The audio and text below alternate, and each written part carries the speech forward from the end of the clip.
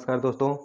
Indian constitution के इस special series में आपका स्वागत है, जिसमें आज हम बात करेंगे संघ और उसके राज्य क्षेत्र के बारे में, यानी कि यूनियन एंड इट्स टेरिटरी के बारे में। तो चलिए शुरू करते हैं। तो जैसा कि आप जानते हैं कि अनुच्छेद 1 से लेकर अनुच्छेद 4 तक भारतीय संविधान के भाग 1 में डिस्कस किया गया है। तो अगर हम ये बोले कि आज हम बात करेंगे भारतीय संविधान के भाग 1 के बारे में, तो कहना गलत नहीं होगा। तो चलिए शुरू करते हैं। तो जो पहला अनुच्छेद है इसमें, यानी कि भारत के संविधान के भाग 1 का जो शुरू करते हैं, तो उसमें जो अनुच्छेद 1 आता है उसमें बात किया गया है इंडिया यानी भारत बजाय राज्यों के समूह के राज्यों का एक संघ होगा, अर्थात India that is a Bharat shall be the union of state. यहाँ पे दो शब्द हमको मिलते हैं। प्रथम ये है कि हमारे इस देश का नाम क्या होगा। तो स्पष्ट रूप से हमारे संविधान में लिखा गया है कि हमारे देश का नाम यहाँ पे यानी अर्थात जो इंडिया है वो भारत है। तो यहाँ पे एक शब्द ये मिला, और दूसरा जो शब्द मिल रहा है भारत राज्यों का समूह नहीं, राज्यों का एक संघ है। तो इसमें डिफरेंस क्या है? एक तो पहला वर्ड है यूनियन और दूसरा फेडरेशन। दोनों एक ही मतलब को इंगित करते हैं, लेकिन दोनों के बीच में डिफरेंस है। जैसे कि यूनाइटेड स्टेट ऑफ अमेरिका ये फेडरल है और इंडिया यूनियन है। तो जब ब्रिटेन 13 जो वहाँ के राज्य थे उनको जब आज़ाद करता है, या फिर उनके द्वारा जब ब्रिटेन को भगाया जाता है, तो वो 13 राज्य मिल के कहते हैं कि हम आपस में मिल के एक समझौता करते हैं और एक राज्य यानी कि एक देश का निर्माण करते हैं। तो अमेरिका एक राज्यों के समझौते का परिणाम है और भारत एक राज्यों का समूह है, संघ है। संघ अर्थात यहाँ पे जितने भी राज्य हैं इनका अपना एक पहचान होते हुए भी ये अपना इंडिविजुअल पहचान नहीं रखेंगे, अर्थात इनके लिए जो भारत है वो सर्वोच्च होगा। ये अपने डिसीजन को इस तरीके से, ये डिफरेंस है यूनियन यानी कि संघ और समूह के मध्य। तो आप इस बात को अच्छे से समझ लीजिए कि हमारे संविधान में दो नामों का वर्णन किया गया है, भारत और इंडिया, और दूसरा हमारा जो ये देश है ये यूनियन ऑफ स्टेट है, यानी कि राज्यों का एक संघ है, ना कि समूह। तो अगर आपको कभी परीक्षा में पूछा जाए तो आप बिना किसी गलती के यहाँ पे संघ लगाइएगा, ना कि समूह लगाइए। तो अगर बात करें कि अनुच्छेद जो 1 है इसके अनुसार से भारत के क्षेत्र कौन कौन से होंगे, तो इसमें टोटल 3 क्षेत्रों को डिफाइन किया गया है। पहला राज्यों के क्षेत्र अर्थात जिस प्रकार आज मध्य प्रदेश, राजस्थान, छत्तीसगढ़, बिहार, उड़ीसा जैसे राज्य हैं। दूसरा संघ क्षेत्र यानी कि यूनियन टेरिटरीज, जैसे कि आज चंडीगढ़, अंडमान निकोबार द्वीप समूह, लक्षद्वीप, पांडुचेरी, ये जैसे यूनियन टेरिटरी हैं ये। और तीसरा ऐसे क्षेत्र जो भारत किसी भी समय अधिग्रहित करे, तो वो क्षेत्र जो भारत अधिग्रहित करे वो भी भारत के संघ का हिस्सा माना जाएगा।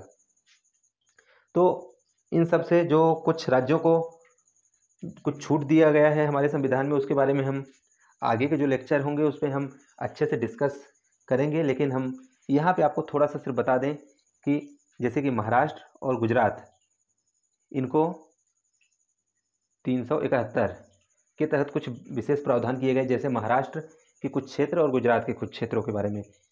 फिर उसके बाद जो 371 ए है उसमें नागालैंड के बारे में, जो 371 बी है उसमें असम, इसी प्रकार से सी में मणिपुर, डी में आंध्र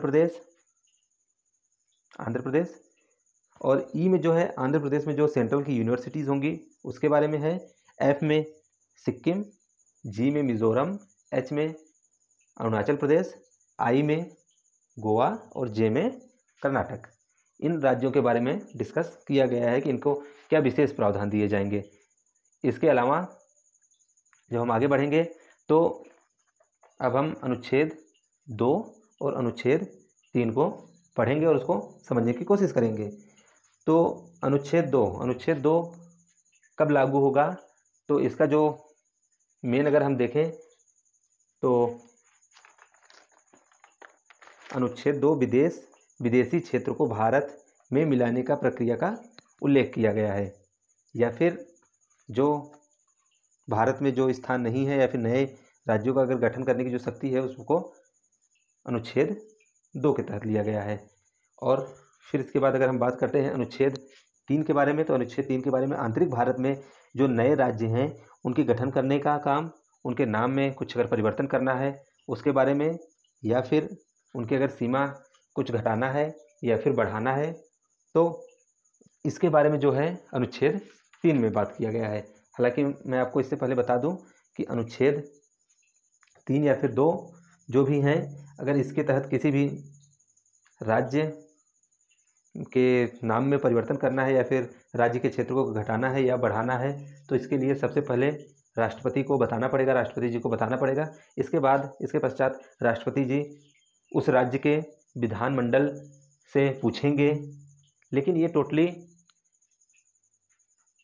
कंपलसरी नहीं होगा। यानी कि अगर मान लीजिए कोई स्टेट ए है, उसका नाम अगर पार्लियामेंट, हमारी गवर्नमेंट बदलना चाहती है, तो हमारी सरकार बदलना चाहती है, तो सबसे पहले राष्ट्रपति जी से कहा जाएगा और राष्ट्रपति जी बोलेंगे यहाँ का जो विधान परिषद विधानमंडल होगा इनसे बात करेंगे, और फिर विधानमंडल जो भी डिसीजन लेगा, चाहे वो कहे कि हमारे राज्य का नाम बदल दीजिए या फिर इसके क्षेत्र को घटाइए बढ़ाइए, या फिर वो बोले कि नहीं हमारे राज्य में किसी भी प्रकार का परिवर्तन मत करिए, और एक निश्चित समय के लिए राष्ट्रपति ये कहेंगे, फिर उसके बाद ये राष्ट्रपति को अपना जवाब देंगे। केंद्र इसके लिए मजबूर नहीं होगा, यानी कि ये जो भी डिसीजन लेंगे ये सिर्फ एक औपचारिक होगा, राज्य सरकार के डिसीजन, केंद्र सरकार इसके नाम का परिवर्तन कर सकती है। फिर अगर बात करें हम अनुच्छेद 4 के बारे में, 1, 2, 3 देख लिए हम, अब हम बात करेंगे अनुच्छेद 4। तो 4 में स्वयं यह घोषित करता है कि नए राज्य के प्रवेश या गठन, अनुच्छेद 2 के अंतर्गत नए राज्यों के निर्माण और सीमाओं में जो या फिर नामों में जो परिवर्तन होगा अनुच्छेद 3 के अंतर्गत को संविधान के अनुच्छेद 368 के तहत संशोधन नहीं माना जाएगा। अर्थात इस तरह के कानून एक सामान्य बहुमत और साधारण विधायी प्रक्रिया के जरिए पारित किया जाएगा। तो आपको ये तब तक नहीं समझ में आएगा जब तक आप ये नहीं समझेंगे कि अनुच्छेद 368 में संविधान संशोधन के बारे में क्या प्रावधान दिया गया है। तो जो अनुच्छेद 368 है इसमें दूसरा विशेष, यानी कि विशेष बहुमत के द्वारा, पहला है साधारण बहुमत, दूसरा है विशेष बहुमत, और तीसरा है विशेष बहुमत plus half of the state, यानी कि आधे राज्यों का अनुमोदन की आवश्यकता पड़ेगी। यहाँ पे विशेष बहुमत जो है इसका अर्थ ये है कि कुल सदस्य संख्या का बहुमत तथा उपस्थित मतदान करने वालों का 2/3 बहुमत, अगर ये होगा तब ये माना जाएगा। और फिर जो विशेष बहुमत plus half of the state है, इसके बाद जो आधे राज्यों को जाएगा और वो इस प्रस्ताव का अनुमोदन कर देंगे तो संविधान संशोधन मान्य हो जाएगा। लेकिन अगर आपसे पूछा जाएगा कि अनुच्छेद 368 के तहत कितने प्रकार के संशोधनों के बारे में बात किया गया है, तो ये सिर्फ 2 के बारे में बात किया गया। इस संशोधन को संविधान संशोधन नहीं माना जाएगा, अर्थात इसके द्वारा किया गया साधारण बहुमत, मतलब साधारण बहुमत के द्वारा जो भी संविधान संशोधन होगा उसको एज अ कॉन्स्टिट्यूशनल अमेंडमेंट नहीं कंसिडर किया जाएगा। ठीक है, तो ये बात किया गया है। अब आप ये बात पूछेंगे कि अगर ऐसा ही बात है तो जो सिक्किम भारत का हिस्सा बना उसके लिए जो 35वां और 36वां संविधान संशोधन किया गया वो फिर क्या था, तो उसके बारे में हम बता दें कि सिक्किम को भारत में शामिल करने के लिए किसी भी प्रकार का संविधान संशोधन नहीं किया गया, ना कोई अनुच्छेद जोड़ा गया। तो आपका नेक्स्ट क्वेश्चन आएगा, तो फिर ये आर्टिकल 2A क्या था? तो हम बात करेंगे कि अनुच्छेद जो 2A है ये संविधान के संशोधन, यानी कि 35वां संविधान संशोधन जो हुआ उसके द्वारा अनुच्छेद 2A लाया गया, और इसमें एक अलग स्टेट की कैटेगरी, यानी कि एसोसिएट स्टेट, यानी कि सह राज्य नाम का एक अलग सूची बनाया गया, कैटेगरी बनाया गया, उसमें सिक्किम को लाया गया। तो जो एक ये एसोसिएट यानी कि सह राज्य कैटेगरी बनाया गया उसको बनाने के लिए संविधान संशोधन, 35वां संविधान संशोधन, जो कि 1974 या 75 में किया गया था, तो उसमें सिक्किम को जोड़ा गया। और फिर उसके बाद जो 36वां संविधान संशोधन है, इसमें इसके द्वारा जो ये एसोसिएट स्टेट यानी कि सह राज्य का जो कैटेगरी बनाया गया है उसको हटा दिया गया और सिक्किम को भारत का एक राज्य बना दिया गया। इसके अलावा एक और बात इसमें किया कि जो विधानसभा की जो न्यूनतम सदस्य संख्या, जो आप जानते हैं वो 60 है, तो इसमें एक प्रावधान किया गया और इसको यहाँ पे 32 करा गया। तो भारत में एक ही राज्य है सिक्किम, जहाँ की विधानसभा का जो नंबर है वो 32 है। तो इन दोनों के लिए ये 2 संविधान संशोधन किए गए थे। तो यानी कि यदि हम देखें तो सिक्किम को भारत में शामिल करने के लिए किसी भी प्रकार का संविधान संशोधन नहीं किया गया था। के बाद जो क्षेत्र बने उनको भाग ए, भाग बी और भाग सी और भाग डी में तो सिर्फ अंडमान निकोबार द्वीप समूह था। इन 4 कैटेगरीज में डिवाइड किया गया।